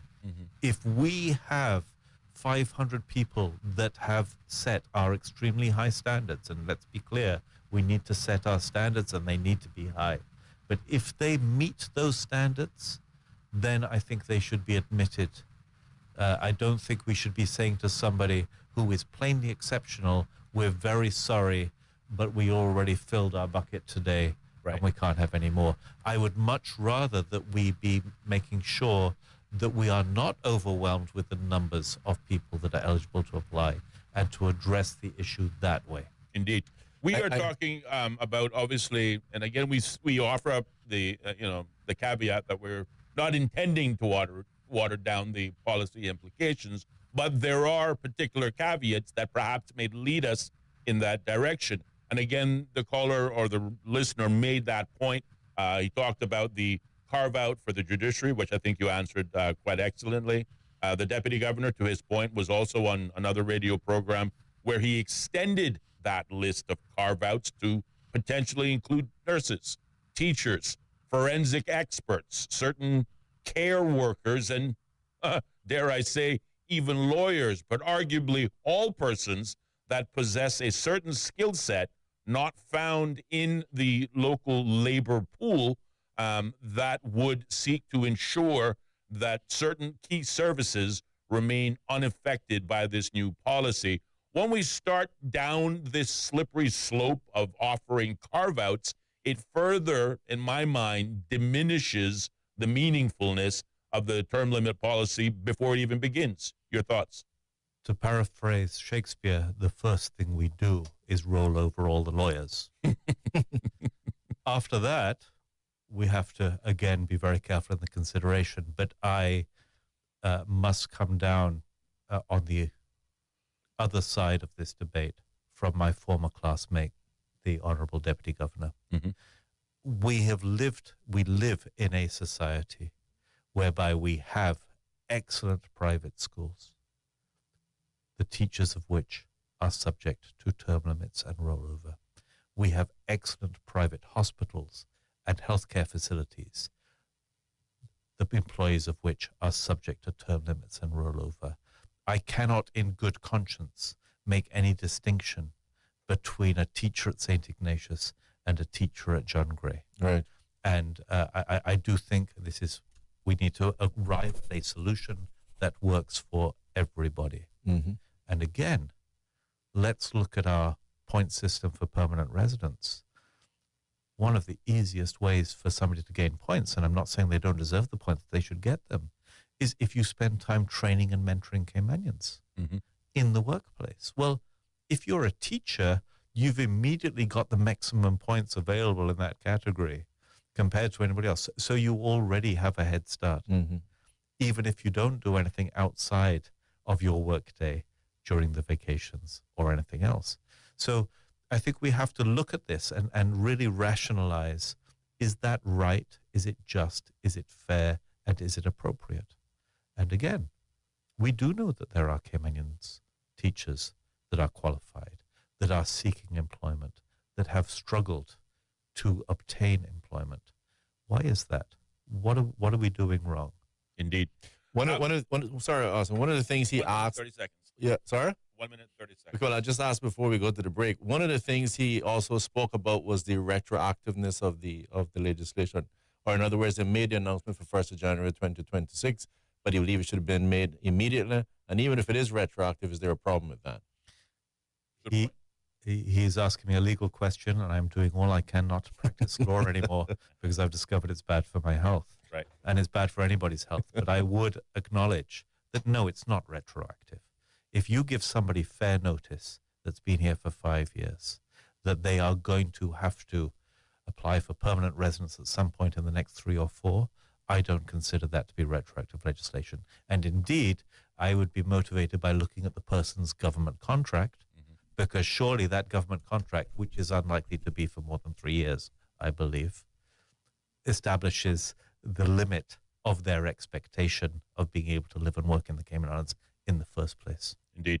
When we come back, with 30 seconds to go before we have to go to the break, one of the areas that will make this policy meaningful will be if we can identify suitable Caymanians that would otherwise potentially replace those expatriates who are being rolled over versus replacing expatriate Peter with expatriate Paul.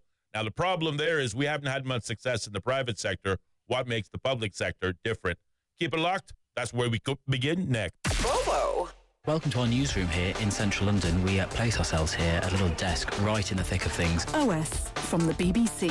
We can catch the very latest news from our colleagues, not just in this enormous room, but also from our colleagues around the world. I'm in the room where they're treating children. This is a combat zone. The situation after the typhoon is very complicated. It was a very tense situation. OS from the BBC. The home of the BBC World Service. This is Bobo FM. BBC News. BBC News. World news from the BBC. Violent clashes. Thick black smoke. A tremendous legal victory. Crucial elections. Destructive wind. A search and recovery operation. A race against time. An imminent threat. Flying a drone over a rival team's training session. Whatever is happening, wherever it's happening, catch up with the latest news bulletins from the BBC. The home of the BBC World Service. This is Bobo FM. The BBC's From Our Own Correspondent. In today's Russia, no one is allowed anywhere near the political stage if they pose a serious challenge to Vladimir Putin. Stories and reflections from our reporters around the world. There is a major sense of insecurity here. More people are coming in from Sudan every day. From Our Own Correspondent from the BBC. The home of the BBC World Service. This is Bobo FM. This is Bobo 103.1, powered by Health Services Authority. At Health Services Authority, they are committed to caring for you. They are Cayman's largest and longest standing healthcare provider, offering the most comprehensive range of inpatient, outpatient, and public health services at 9 different locations across all 3 islands. Across Cayman on 103.1 FM, online, and on your smart speaker. The home of the BBC World Service. This is Bobo 103.1. BBC News with Sue Montgomery. Thousands of people have broken into a warehouse in central Gaza's Deir al-Balah. The UN World Food Programme, which operates the centre, said at least 4 people were reported dead. Barbara Pletasher reports from Jerusalem. Video filmed by the French news agency showed crowds breaking into the warehouse and taking bags of flour and cartons of food as shots rang out. It was not immediately clear who was firing. The UN agency said humanitarian needs had spiraled out of control after Israel's 80-day blockade. The Israeli army began to allow a limited amount of aid back into Gaza last week. It's also set up a private system of distribution that the UN says is inadequate to meet Gaza's vast needs. WFP called for an immediate scale-up of food assistance to assure people they would not starve. President Trump has indicated he'll impose a deadline for Vladimir Putin on agreeing to a ceasefire in Ukraine. Speaking to reporters, he said that if the Russian leader was still stringing him along in 2 weeks, he would respond differently. Mr. Trump has so far stopped short of imposing sanctions, but has warned his stance could change. Russia's foreign minister said he discussed proposals with his US counterpart ahead of fresh talks with Ukraine.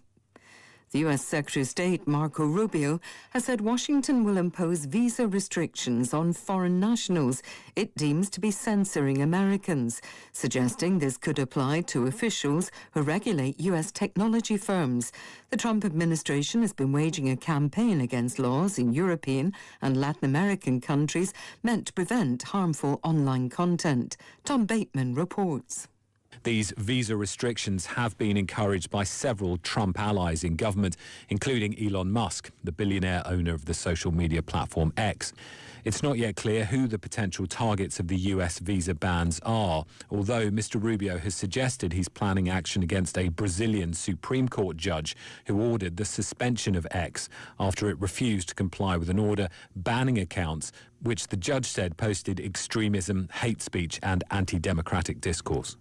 The US Vice President J.D. Vance has told an audience of cryptocurrency investors that the Trump administration is committed to the industry. Here's what the Vice President told delegates at a Bitcoin conference in Las Vegas. With President Trump, crypto finally has a champion and an ally in the White House.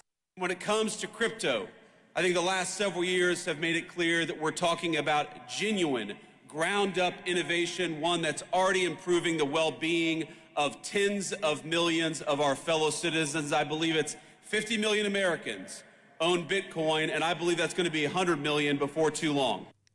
BBC News.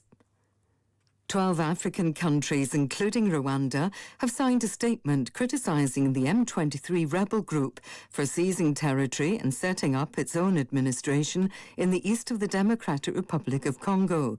They condemn the actions of the rebels at a meeting in the Ugandan city of Entebbe. There's widespread evidence that Rwanda has been backing the group, even though it has denied the link. At least 8 Mexican soldiers have been killed by a landmine explosion during an operation against drug cartels in the western state of Michoacán. The Mexican army said the group had been deployed to restore order in an area in dispute between 2 powerful criminal gangs. British prosecutors have confirmed that they have authorised 21 charges against the influencer and former kickboxer Andrew Tate and his brother Tristan. They include rape, actual bodily harm and human trafficking. The brothers deny wrongdoing. The renowned Kenyan author Ngugi wa Thiong'o has died. He was 87. Part of a literary scene that flourished in the 1950s and 60s in the last years of colonialism, he spent his career calling for Africans to reclaim their language and their culture. His best-known works include the novel Devil on the Cross and the non-fiction Decolonizing the Mind. He famously wrote in the Kikuyu language of his homeland. He explained why to the BBC. All languages, for me, are very wonderful human creations. But the problem has been in a system of oppression and aggression. The languages and cultures are seen as a hierarchy. Some languages say, oh, we are better than another. So it's in terms of hierarchy of power relationship between languages. Ngugi wa Thiong'o, BBC News. The views and opinions expressed on Straight Talk with Austin and Ellio do not necessarily reflect or represent the views of Stingray Media, its staff, or contributors. Callers to the program accept full responsibility for the views expressed. The show host and affiliates are not liable for any statements made or any harm claimed. All callers to the program indemnify Straight Talk from all claims. Offensive, defamatory, or unlawful content will not be tolerated. Be a part of the conversation by calling 745-2626.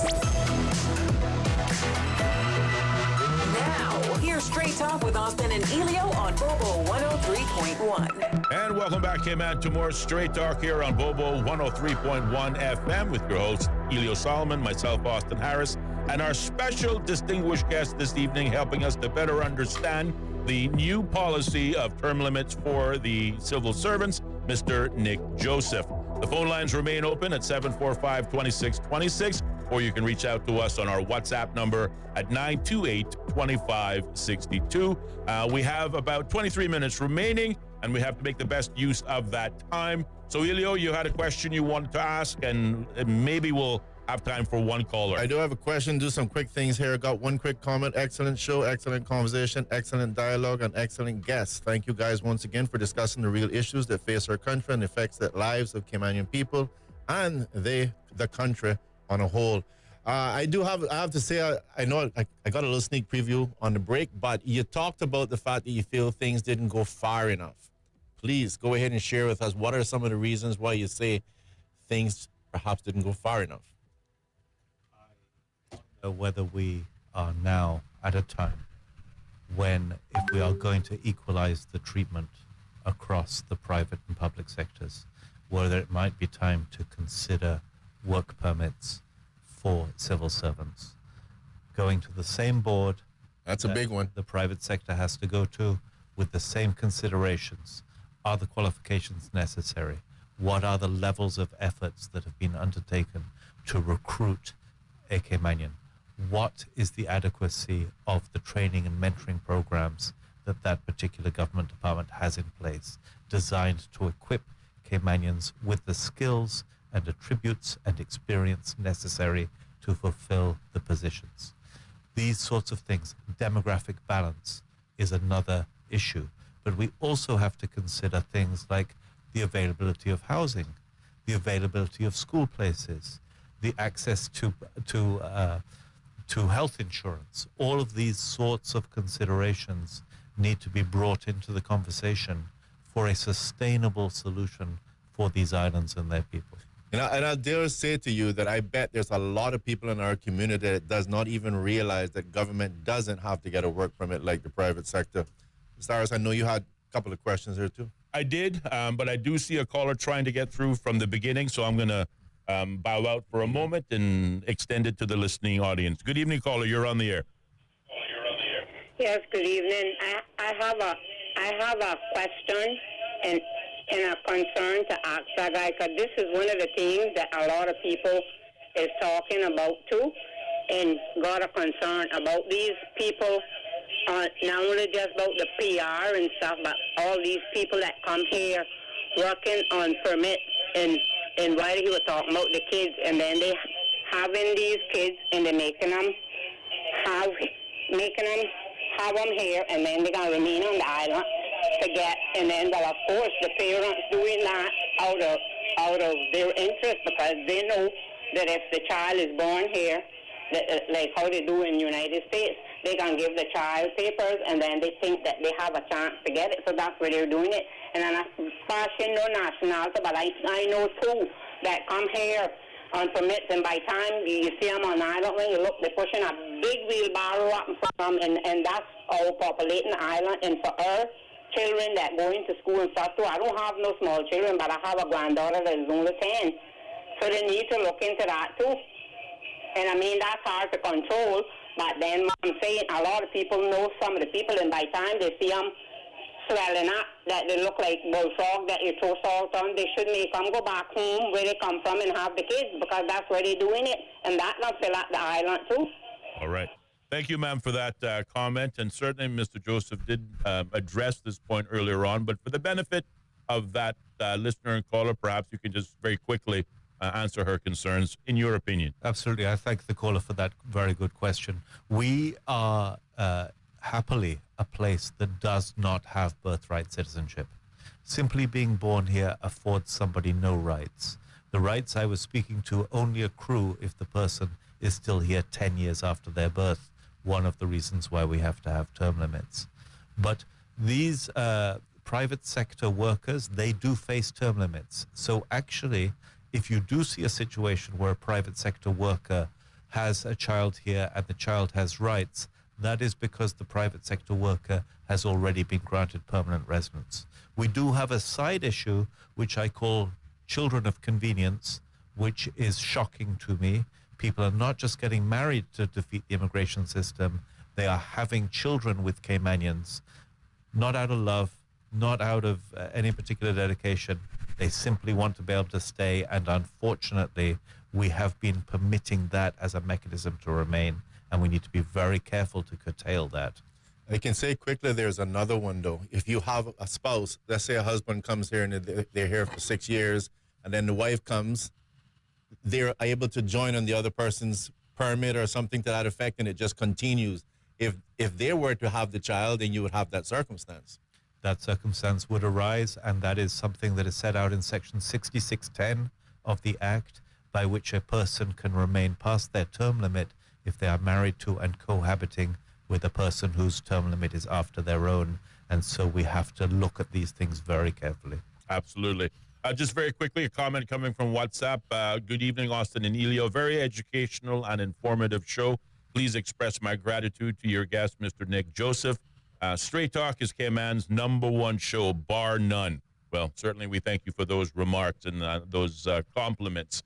As we talked about earlier on, in order for this new policy to be effective and or meaningful, clearly it would suggest that the government now has an opportunity to identify early on, a Caymanian who would otherwise potentially replace any rolled over civil servant currently in the service. It's another big way of saying succession planning. Now, the problem with that is arguably we haven't had that same succession planning. It hasn't developed in a meaningful way in the private sector. We oftentimes roll one over and replace them with another expatriate. What is to stop the government effort from being any different in terms of its outcome, in your opinion? I think we have to look at the whole. There are some shining examples of success. I call out Maples and Calder. Maples. It is renowned to be the leading law firm in the Cayman Islands. It has competitors. One of those competitors is Walker's. I read in the newspaper only yesterday 5 new Caymanian article clerks qualified through the Walker's training program. Yes. A program through which our Honorable Deputy Governor was able to acquire his credentials as a qualified lawyer in these islands. So there are actually some shining examples. I believe it is true to say that Maples employs a higher percentage of Caymanians than any law firm in the Cayman Islands, and it operates at the very highest of global standards. Mm-hmm. We can look and ask them, guys, what are you doing? Right. There is no mystery to this. If we can require, expect, and emulate that across the board, we can use that model to get the best. We also have, let's look at the Honorable Deputy Governor, let's look at people like Michael E. Banks, Gloria McField. We have some exceptional homegrown talent that the civil service has been very successful in developing. And so the skills are there, the abilities are there. What we need to do is to marry the Caymanian to the opportunity and allow them to excel. But we have to be mindful that we have to operate on a meritocracy. We also have to be very ready when the Caymanian fails to tell them that they have failed, to have a culture of accountability, and to really make sure that we are picking and expecting the best for these roles. Indeed. Moving away from the civil service term limit policy, obviously, again, there are a myriad of questions or additional conversations we can have on this point, but unfortunately, time is against us this evening. The Premier, the Honorable Andre E. Banks, also stated that his National Coalition for Caymanians will also be moving for additional private sector immigration reform, and he will be making that as a priority. We can only take him at the benefit of his word.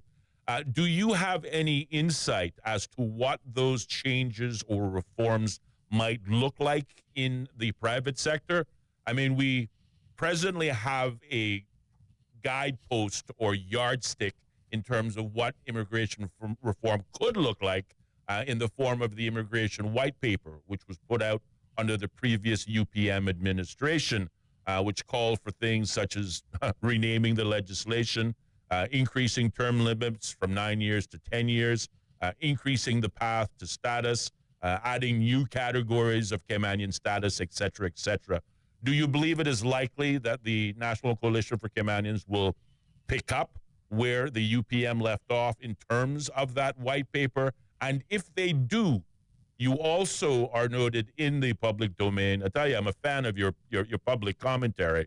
But you stated back in April when commenting on the white paper that you had concerns with both the direction being taken and the approach being adopted when you look at some of the recommendations laid out in the immigration white paper.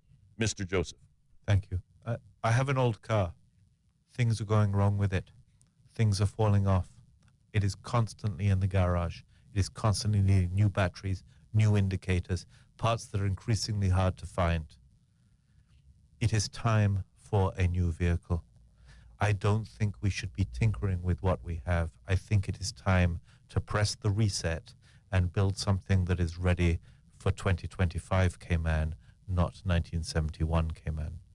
To take the lessons and the foundation that Mr. Benson gave us, certainly, to learn the lessons from it, but to create something that is much more efficient, that can operate more smoothly, that gives people certainty, that doesn't have delays, that can generate revenue, and that can protect opportunities for the Caymanian people. That is what I think we can accomplish, and I don't think the white paper headed us in that direction. I also have particular difficulty with the concept of anybody being granted status before about 2018 or 2019 suddenly being called a native Caymanian. I find that an affront. I find it insulting. I myself have been here since the 14th of July 1972, and I will never call myself a native Caymanian. I am not worthy of that privilege. I am a Caymanian. I am entitled to the legal rights, the protections, to everything that comes with that. But I think it is not right for me to call myself a native Caymanian in the face of the people, the demographic, the culture that welcomed me and my family to these shores. You know, that's, as you say it, certainly on the one hand, I respect it. I respect you for saying so. But it is, for me personally, a difficult pill to swallow, knowing you as we both have. Certainly, you've been here since April 1972. I was born in 1972 here in the country. So theoretically, we've been in this country for the same amount of time. And certainly it's hard to look at you and think of you as being anything other than Caymanian. But perhaps that is also one of the, I think, the negative consequences of the immigration white paper. We talked earlier about what sets us apart from the rest of the world. And I think that notion that we are 130 different nationalities living in relative peace and harmony with one another. We don't always agree, but why should we? But for the most part, we get along very well. And sometimes there's I think, a difficult proposition when we balance the need to protect our own against the ever-encroaching rest of the world, but at the same token, sort of drawing that line in the sand that distinguishes one person from the next, simply on the basis of nationality. Yeah. I don't know the answer to it, but it is certainly a difficult pill to swallow. I would simply add that it is my ambition for my grandchildren to speak with a soft Caymanian accent. I don't think they will ever be proper Bears. Yes. But they will speak with a Caymanian accent, and I think it is my ambition that we allow that Caymanian accent to survive. It is a key element of our culture and who we are, our identity, and it sets us apart, and we deserve that identity. Well, hopefully I'll have something to say about your 1972 comment before we end the program, but I know that during the break you talked about, when you gave the example just now about a reset. During the break you gave an example about looking forward to the future. You gave some example about, are we going to have self-driving cars tomorrow and how that impacts our permit? Perhaps you'd like to just say a little bit of that on air. I think it was a very good direction. Yeah, I think we have to face the reality that just because somebody is rolled over does not necessarily mean they're going to be replaced by either a Caymanian or another expatriate. There is a third option, and that is that the machine is going to replace them. Mm-hmm. And there is an inevitability to that for all kinds of roles in our society. We have something in excess of 800 drivers here on work permits. In a future with driverless vehicles, what happens with those roles? Yes, we may replace them with 100 driverless vehicle engineers who will be very skilled people, I'm sure. But then you end up with 700 or 800 people in your society that you actually cannot deploy productively. You can attempt to retrain. You can set Minister Miles a new challenge with his Inspire training and everything else that he's endeavoring to do. But we do set some problems for our future if we do not foresee what the future is going to bring and prepare from today. Yeah, indeed. Just very quickly, I want to take us back to, again, the term limit, whether it be in private sector or the public sector. Whilst we all agree that it is necessary and completely appropriate to offer fairness in private sector and public sector, we all agree it's absolutely appropriate to consider the consequences and therefore seek to control our population growth because of our relative land mass. We also all agree that it's completely appropriate to give Caymanians the priority in terms of upward mobility and opportunity in the country that is there. No argument there. But there is one, I think, perhaps challenge. The Cayman Islands does not operate just in its own bubble. We are a global player in many respects, certainly in financial services and legal services, etc., but likewise in government services. The challenges that we face in this country are not uncommon with the challenges they face in the wider world, and that brings in the subject of, are we shooting ourselves in the foot by rolling people over in the first place? In Cayman Finance makes the argument best. They suggest that, in financial services, in order to maintain our global and competitive advantage, we should be able to go out and hire the best of the best, regardless of nationality, to maintain our global standing. So too may be true in the civil service. Do you have an opinion in terms of how our global presence, if you will, is somehow impacted by our human capital needs? Critically important. We have to have the ability to attract and retain the world's best. We are in an incredibly competitive environment. But at the same time, in developing our own talent, we need to make sure that that talent has that opportunity. And that will mean that multinational business maybe needs to take a Caymanian and not put them in their office in Cayman for some training, but to send them to Hong Kong for 2 years. Here, here. And make sure that that kind of experience is coming back so that our Caymanians are coming back with world-class international experience and are able to operate at that level and to be ambassadors for us, because we are a very resilient people. When we look at what Cayman has achieved without arable soil, without sources of fresh drinking water, with the extreme poverty that was here until relatively recently. I didn't even know that there was anything wrong with growing up with well water and having frogs come out the taps, right? That was normal life. Made the water sweeter, I think, right? Right. This is something that I think many newcomers to Cayman don't appreciate what Cayman has done and the Caymanians that did it. It was built by Caymanians, yes, with foreign help, but Caymanians bore the brunt of this, and I don't think they should be allowed to be cast aside as an irrelevant host to what others have come to do. And even what you gave earlier is, I think, an excellent example when you talked about Maples and Calders and the fact that, how much Caymanians they've managed to employ. And again, that's a very large company. Sets a very good example. And in meaningful roles. They are not just in the lower administration roles. Yes. So many are, and I have great respect for that. I can't do what I do without people helping me at other levels. But they are lifting Caymanians, have long lifted Caymanians up to the top levels. Valuable commentary, and certainly the last comment about Caymanian upward mobility and certainly ensuring Caymanians' place in Cayman. Certainly a breath of fresh air, your remarks. In the 2 minutes, 40 seconds that are remaining, Ellio, if I can encourage you to perhaps express our vote of thanks to our guest. Absolutely. And allow him, if at all possible, an opportunity for some closing and or final remarks. First of all, just give a read of a comment that was posted on the YouTube. Brilliant, very interesting, and informative guest. Has to say the least. But again, I wanted to just, on your 1972 comment, Nick, I want to say that, I oftentimes come on this program, I try to be as, balanced as I can, and sometimes it causes me to have to knock the heads, if you like, proverbially, of individuals that, many people might say, oh, maybe he's anti-foreigner or whatever it is, and I think that you know better than that. But I want to say that I was born in 1969. My colleague born in 1972. I am proud as a Caymanian to have you here, and I consider you to be a Caymanian. When I look at a lot of the things that you write, and forgive me that I can't quote it all off the top of my head, I think one of the last ones was when you wrote about the slavery, and you're educating myself about the history of Cayman Islands and our culture. And it's persons like you that I want all of us to be able to welcome to this country and to truly be able to call you a Caymanian. So 1972 or otherwise, I am one that are proud to have you here. And we want to thank you very much and let the public know I picked up the phone, just called you on short notice, and here you are, willing to come on and share your knowledge and your experience, and we're forever in your debt for that. So we greatly appreciate you coming in.